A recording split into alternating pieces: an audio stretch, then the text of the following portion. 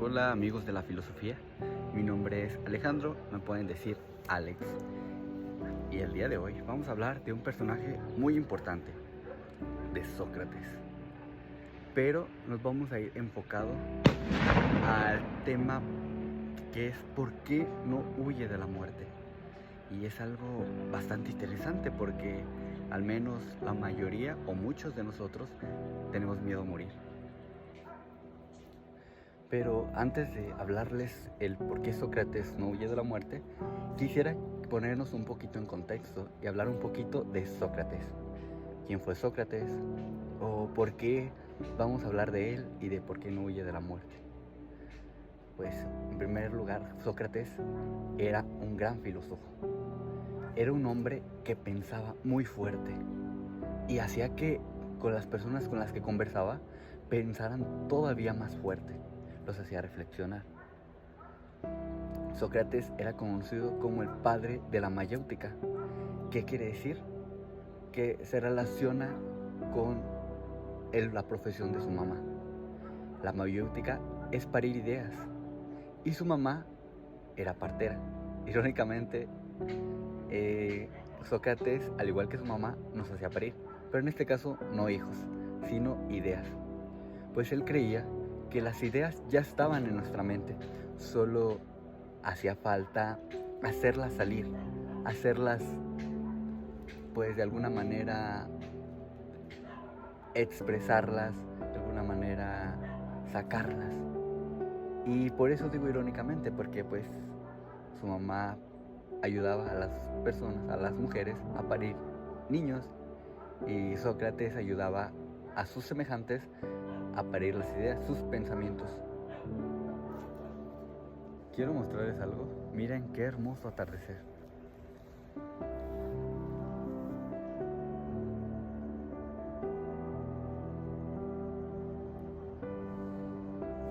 Es muy bello, ¿no? Pues, ¿por qué se le llama atardecer? ¿O por qué nos gusta tanto? ¿O por qué cambia un poco el color del cielo, de las nubes, todo? Hay un cambio. Es ponernos a pensar, o al menos es lo que Sócrates quisiera que hiciéramos, que pensáramos muy fuerte, que fuéramos un poquito más allá de los pensamientos comunes. Y me agarraba pensando yo en por qué les estaba diciendo todo esto. Voy a utilizar una frase muy célebre de él. Yo solo sé que no sé nada. Y sí, efectivamente.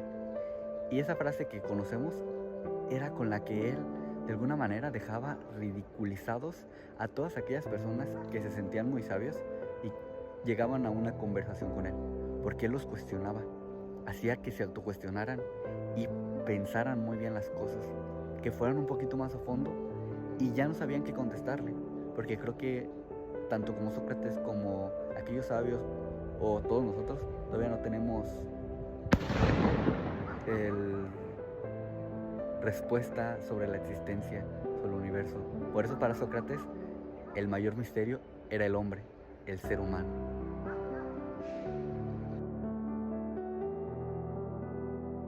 Creo yo ya divagamos mucho. Ahora sí vamos a hablar de lo importante, el por qué Sócrates no huye de la muerte. Y es algo de lo que les comentaba al inicio, lo que a nosotros nos causa mucho miedo, pero por qué para él no. Y este tema lo sacamos de un diálogo que tuvo con un gran amigo, Critón. Critón quería mucho a Sócrates, lo consideraba una persona muy especial, muy importante.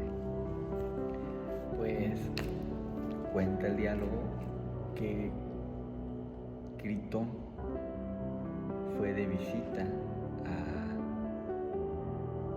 al calabozo, al buque donde tenían encerrado a Sócrates. Sócrates estaba en prisión porque ya lo habían sentenciado. Ya había sido sentenciado y condenado a muerte. Y como él no se negó, él lo aceptó su destino, pues estuvo encerrado en el buque. Llega Critón y lo encuentra dormido, pero algo que le llama mucho la atención a Critón es que lo encuentra con una paz, con una pacificidad que al menos alguien que sabe que va a morir o que está condenado a muerte no podría con eso, o no podría incluso dormir, o estaría intranquilo, estuviera teniendo pesadillas. Cuando Sócrates se dio cuenta o despertó y se dio cuenta que Critón estaba ahí, pues le dijo: amigo mío, ¿por qué no me habéis despertado? Critón, todavía extrañado, impresionado por la tranquilidad, le cuestiona por qué, ¿por qué estás tan tranquilo? ¿Por qué no huyes? Tiene la alternativa de huir. Él, si quiere, puede escapar y huir de ese destino. Pero Sócrates no quería. Él solo lo aceptó y ya. Y al mismo tiempo Sócrates le cuenta algo. Sócrates le cuenta un sueño. Bueno, no un cualquier sueño, el sueño que tuvo en ese momento.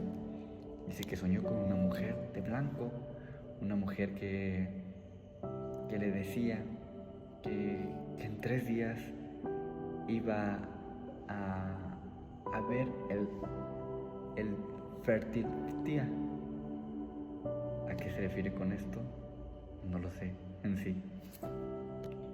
Después de que Sócrates explicó a Critón el sueño, hizo esta pregunta: ¿es necesario de alguna manera apreciar la opinión del pueblo, la opinión de los demás? ¿O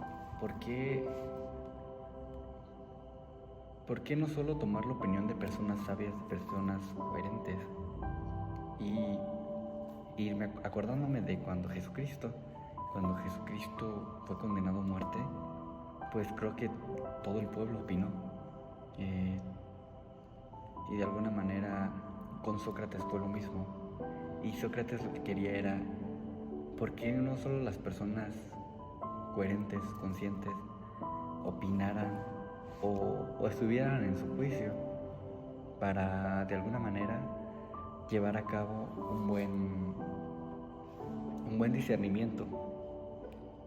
Ahora bien, a lo que Critón le responde: es muy necesario que tomemos en cuenta la opinión de los demás.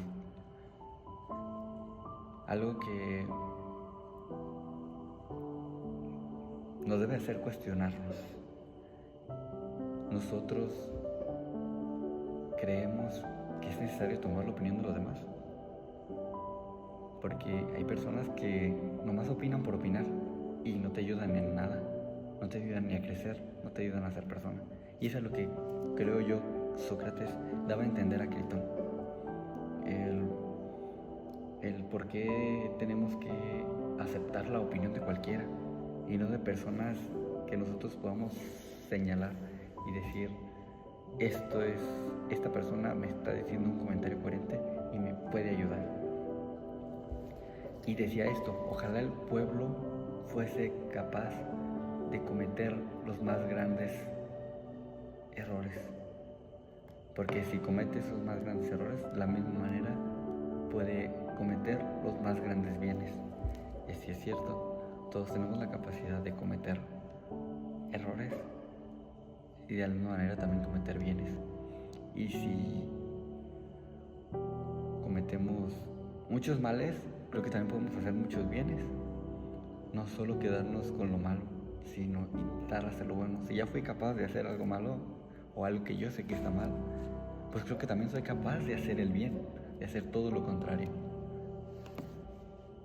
Critón le proponía a Sócrates que escapara, le dio alternativas, pero Sócrates ya había aceptado su destino. Sócrates ya no quería, de alguna manera, darle vueltas al asunto. A Sócrates no lo obligaron a morir, lo condenaron, y él tuvo todas las de ganar para defenderse, para de alguna manera zafarse, pero no lo hizo. Simple y sencillamente aceptó su destino, se dio su muerte, por las razones justas. Él lo examinó y lo aceptó. Y decía, las opiniones buenas no son de los sabios. Perdón. Las opiniones buenas son de los sabios y las malas son de los necios. Entonces, es un poquito ver el juicio de las personas. Es cierto que las injusticias jamás han sido permitidas. Pues creo que una injusticia no es injusticia cuando no nos conviene. Entonces es cuestionarnos un poquito. Yo cometo injusticias y si las cometo, para mí es una injusticia o solo lo es cuando me conviene. Creo que sí está un poquito fuerte porque nos pega en el ego. Bueno, eso fue todo hasta el momento. Espero les sirva de mucho la información. Espero que estos cuestionamientos les sirva de algo para aplicarlos. Si quieren conocer más de Sócrates, vean los otros videos, denle like al video, compártanlo si ustedes quieren y no olviden suscribirse. Bye.